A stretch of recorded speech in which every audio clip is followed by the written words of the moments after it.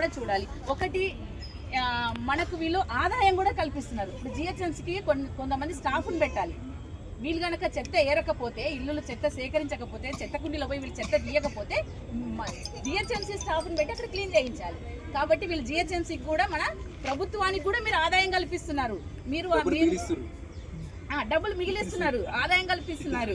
మీరు మీ కుటుంబాన్ని పోషించుకోవడం కాదు, ఇక్కడ ఉండే సిటీని క్లీన్ చేయడమే కాదు, ఈ ప్రభుత్వానికి కూడా మీరు ఆదాయం కల్పిస్తున్నారు అనేది తెలుసుకోవాలి. కాబట్టి మీరు ఆత్మ గౌరవంతో బతకాలి.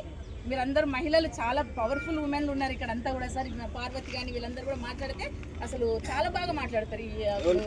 పార్వతి కన్నా భూలక్ష్మి చాలా బాగా హక్కుల కోసం ఈమె మాట్లాడిస్తారు. కాబట్టి వీళ్ళకంతా కూడా హైడ్రాలో ఇల్లు పోతుందని చెప్పేసి చాలా భయభ్రాంతులకు గురైపోయి ఉంది ఈ మధ్యలో. అంటే వాళ్ళకి స్కూల్ లేదు, తిండి లేదు, నీళ్ళు లేదు, కరెంట్ లేదు, ఎటువంటి సదుపాయాలు లేదు. అసలు ఏమంటారు, కనీస వసతులు, ఎలాంటి బాత్రూమ్స్ కూడా లేకుండా బతుకుతున్నారు. కానీ ఇలాంటి టైంలో హైడ్రా వచ్చేసి వీళ్ళ గుడిసెలు తీసేస్తామంటే చాలా భయభ్రాంతులకు గురయ్యారు.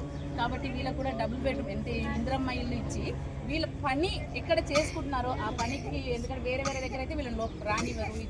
ఇవన్నీ ప్లాస్టిక్ సామాన్లు, ఇనుప సామాన్లు పెట్టుకునేవారు. కాబట్టి వీళ్ళకు కొంచెం అందరికి కూడా కొంచెం ఇంద్రమ్మ ఇల్లు ఇస్తే కొంచెం బాగుంటుంది అని చెప్పేసి దళిత బహుజన ఫ్రెండ్కు చాలా రోజుల నుంచి కూడా డిమాండ్ చేస్తున్నాము.